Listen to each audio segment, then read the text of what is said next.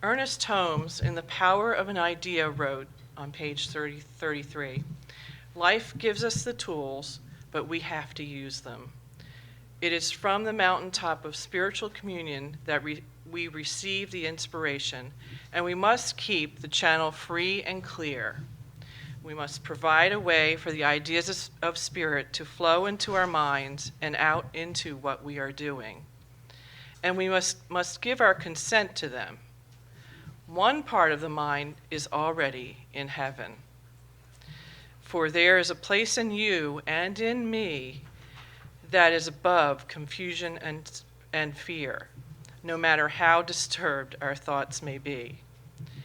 If we get quiet long enough and listen deeply enough, we shall hear." George Loms's translation of the Peshitta Aramaic version of the Bible, Matthew 6:33. "Seek first the kingdom of God, and all of these things shall be added to you." Please join me with full enthusiasm as we say the affirmation found on the screen or on the front of your program. I know that I am one with the source of all good, as I express my divine nature in all my thoughts, words, and actions. My good expands in beautiful, miraculous, and glorious ways from expected and unexpected channels. And so it is. Thank you, Peggy.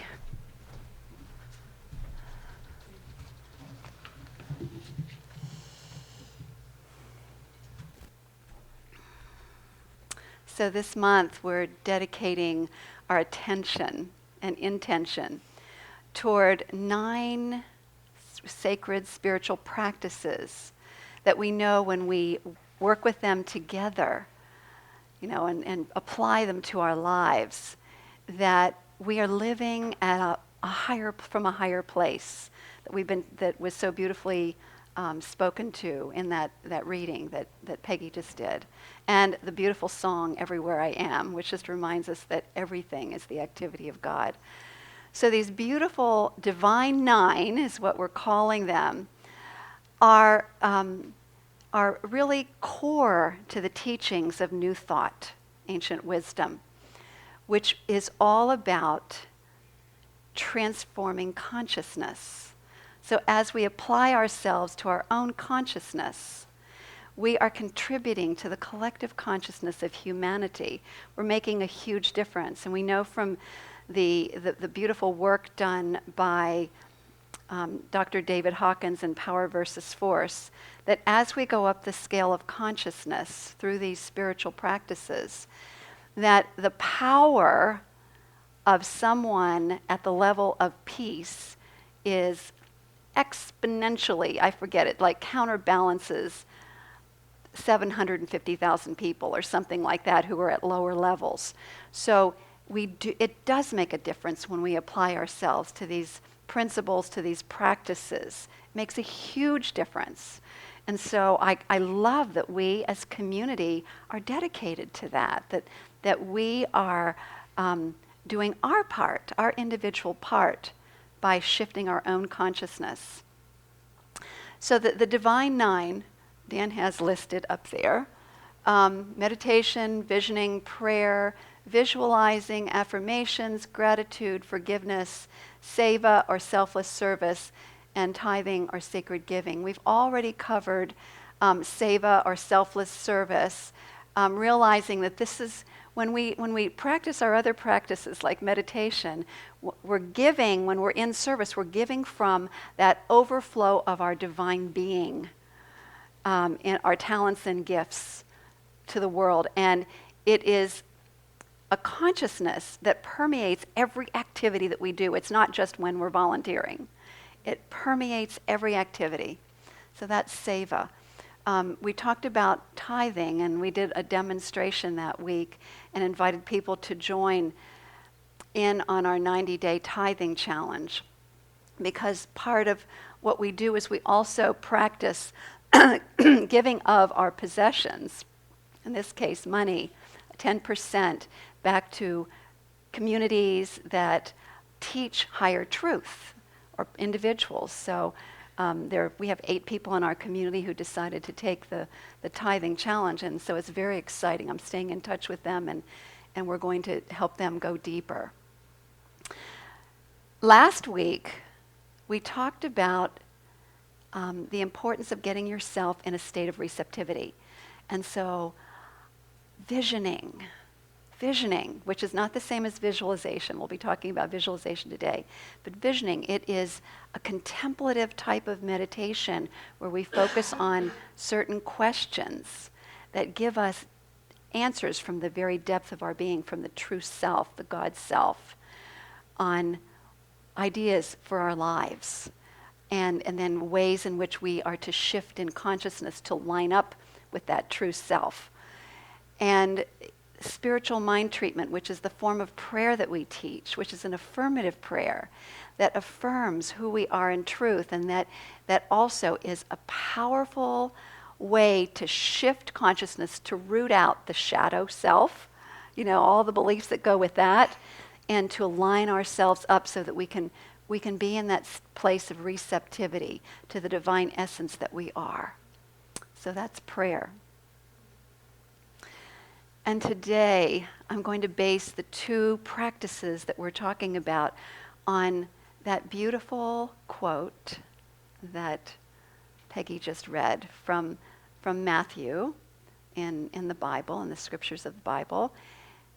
Seek first the kingdom, and all else is added. The kingdom of God, the kingdom of heaven, you can look at it in a lot of different ways. But we know that the master teacher, Jesus, had touched this depth of being in his own being, and he was speaking words of wisdom. And when we go back particularly to the ancient text, the original Aramaic, which is the language that he spoke in, we begin to see some subtleties in that are aligning with scientific evidence and the things that the mystics have taught in all the different world religions, that goes back to the essential thing that we are here to do, which is remember who we are and live from that place. And so what I'm going to be talking about today is meditation, powerful, essential practice, and visualization. And yes, visualization has its place, and we'll be talking about what that is. So meditation. What I'd like to do is, first of all, bring your attention to a beautiful quote by the Dalai Lama. And I think Dan is going to go ahead and post that up there. And it has this beautiful little girl meditating. And it says, if every 8-year-old in the world is taught meditation, we will eliminate violence from the world within 1 generation. The Dalai Lama. How precious, right? And why is that so? That's what I want to look at today. Why is meditation so essential to the transformation of violence, suffering, all of those things that wreak havoc on this planet? So in order to do that, I'd like you to close your eyes for a moment. And what I would like you to do is think, if you're going to introduce yourself to somebody, think of all the things that you will tell somebody about who you are.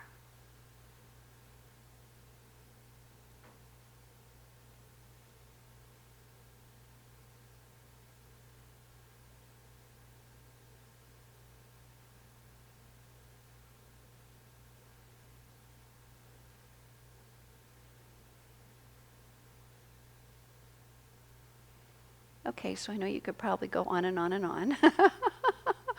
Look, you can open your eyes now. And so what I invite you to realize is that all of the things that we normally identify with, I'm a woman, I'm in this human body, this is my body, and I have a husband, I have children, I have grandchildren, and I have friends, and I have this beautiful spiritual community, and I'm a minister, and I'm educated, and whatever it is that we come up with, that is not who we are. None of it is who we are. None of it. Who we are in truth is the witness of all of that. That's the true identity. So there is what's going on this planet that's creating violence and suffering is a case of mistaken identity. It's a case of mistaken identity.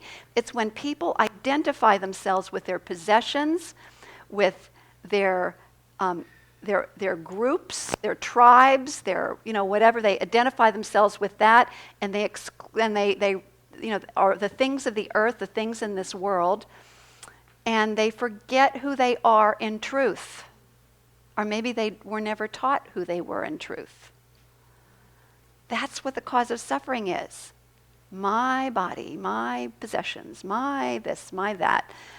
When really those are things that we have. We have the pleasure of experiencing. So we don't want to reject them, but it's really important to realize who we are in truth. The truth, and I love this idea, ultimate truth is that which does not die. That which is eternal and infinite. That which is changeless. That is who we are in truth. These bodies are going to come and go. Everybody knows that, right? But the essence of who we are, the witness, and that's what we cultivate when we do meditation, the witness consciousness. The witness is who we are. And we tie up so much energy in the other stuff that we cover over, and the beautiful expression of the divine that is right there, ready to be expressed. So this is what I've become aware of. I've been studying with Ken Wilber recently, and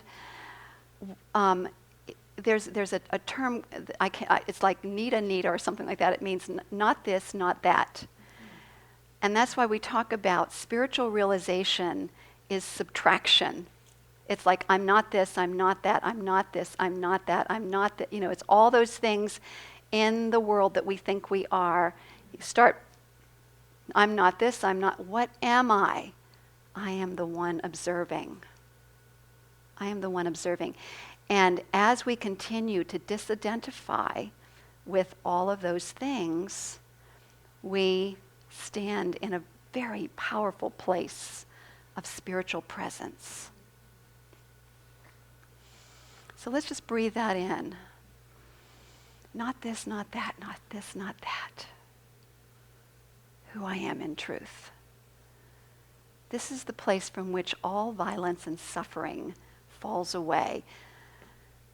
So when we meditate, we are meditating from a place of the witness, noticing the thoughts as they rise and go, noticing the sensations as they come and go, and realizing we have those things in our experience, but we are not that. So just repeat that with someone next to you. There are things that I have, but it's not who I am.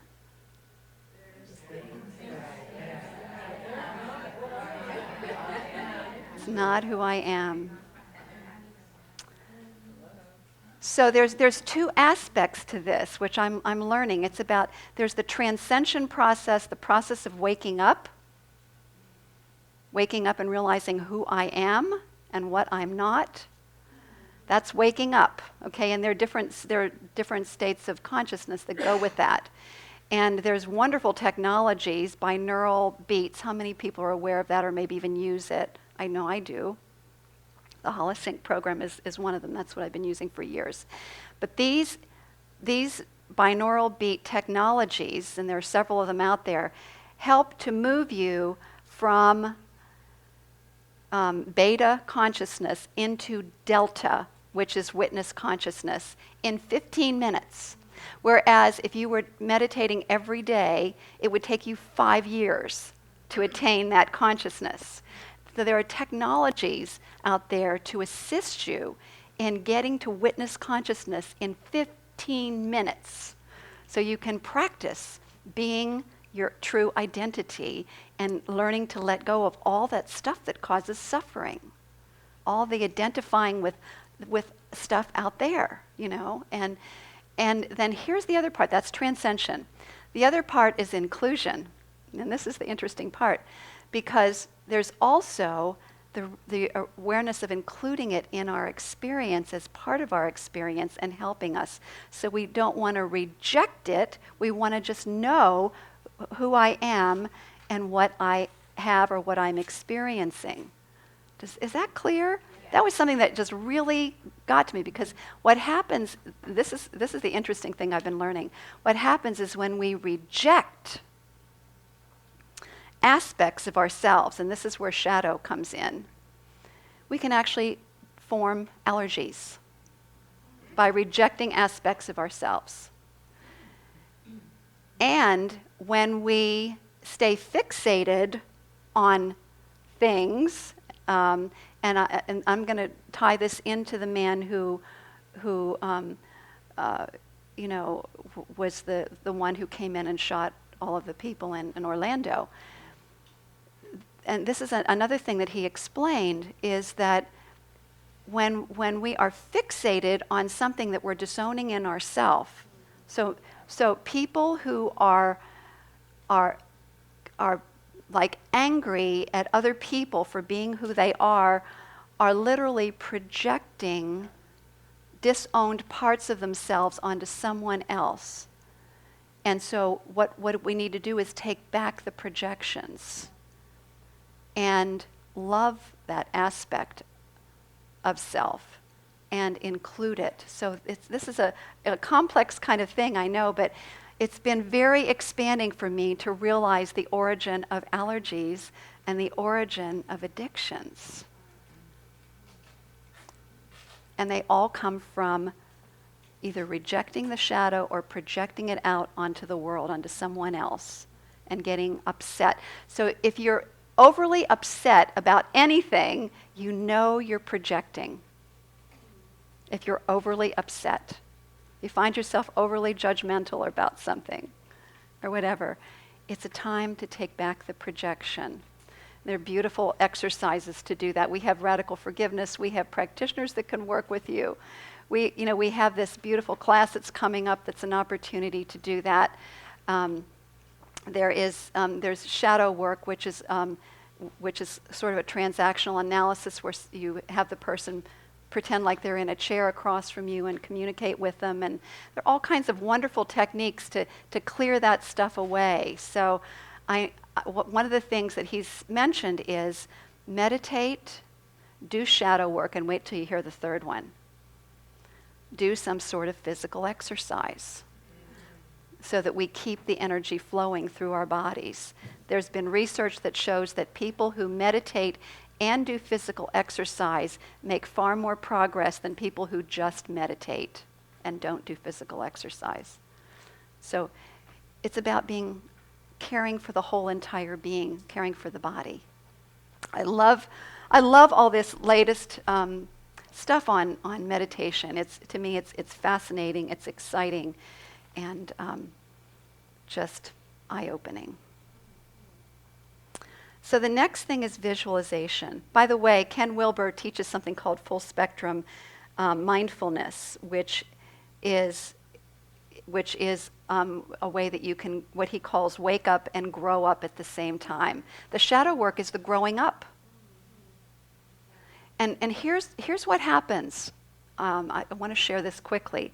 But when people just simply do meditation and don't do the shadow work, the growing up, then you have situations where, we've heard stories of gurus who can teach the meditation process and how to wake up, and they've had these amazing experiences of unity consciousness and so on, but their behavior is totally inappropriate. Or maybe they're teaching things that are duality. They're teaching about violence, or they're teaching good versus evil or something like that. So it's important for us to grow up as well as wake up. And grow up is how we relate to one another. And that starts with inner work, with clearing away the shadow, bringing all of that to the light. The other thing I wanted to say about the shadow before I move on to visualization is, are all of you aware there's the so-called dark shadow, which is what we project out onto other people. And then there's also, and condemn them for it. And the other part is the golden shadow. That's when we project our greatness onto other people. In other words, when we say, oh wow, that person has a great sense of humor, I wish I had a better sense of humor, I'm projecting my own greatness out there, and that takes energy as well. So it's continually about owning the fullness of who and the wholeness of who we are. This is about living from a state of wholeness. Meditation plus shadow work plus, he says weightlifting, but we know it's physical work. All right, visualization. So visualization, I think, works best, this is my thought, works best when we do visioning first. When we go within, we listen to God's highest idea for our life. God, we are one with God, the true self, the highest idea for our life. When we listen to that, and then we use visualization to keep our minds from going off in some crazy direction and creating what we don't want. It's a way that we stay focused on creating that vision, on being a participant in creating that vision. So that's the essence of visualization. We know visualization is powerful. We know the studies of Dr. Simonton, who found that when he teaches visualization techniques to patients, even those who have a 5% chance of living, and with cancer, they can survive. There's some really good studies on that. So we know that's powerful. So how I want to end today is by combining the two. And so I invite you to close your eyes. We're going to do a short meditation first, and then I'm going to invite you to do a visualization of something that you, a dream that you have. So finding a comfortable position, feet flat on the floor. And I invite you to begin by taking a breath, and we're going to be doing a beautiful breath technique of breathing in on the count of 4, holding for the count of 7, and out on the count of 8. So you just do it in your own rhythm, breathing in.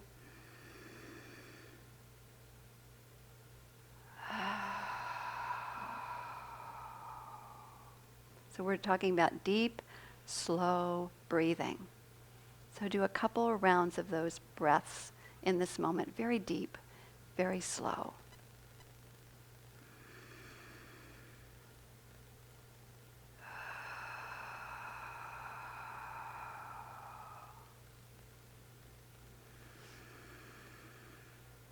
And now I invite you to put your tongue to the top of your mouth, because what that does is that closes the circuits, or keeps the circuit open. I think that's a better way to say it, keeps the circuits open. So tongue to the top of the mouth. And now on the next in-breath, I'd like you to imagine the light of the universe, which is concentrated right now above your head, but it's infinite. White light. I'd like you to, on the in-breath, to breathe it all the way down your face, down your chest, down into your belly, and down into the tailbone. So on the in-breath, it's all the way down the front. And on the exhale, all the way up the spine and back up through the crown. So let's do several rounds now. You don't have to see it exactly, but white light coming down the front of the body, going up the back of the body, and rejoining that white light. So we're now doing the cosmic circulation, tying together all of the systems of the body. in one beautiful circular motion.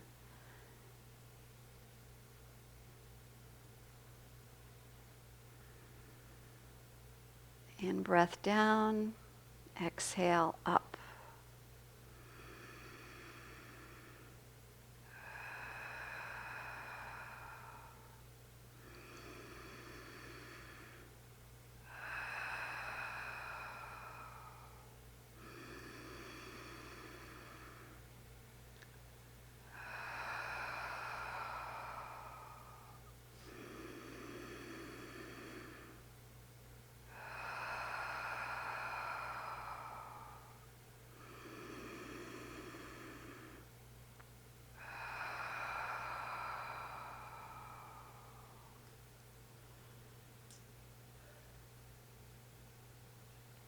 And so from that deep state, keeping your eyes closed, I'd like you to use your sight, inner hearing, taste, smell, all of the inner senses, the spiritual faculties to create the life that you've been dreaming about. Put yourself in there as if it's already happening.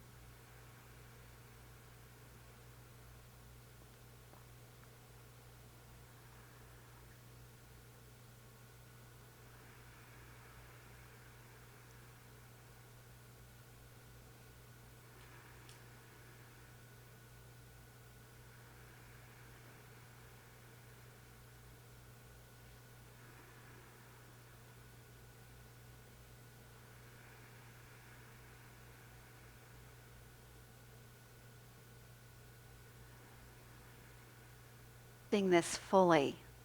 As already done, we say together, and so it is. Amen. All right.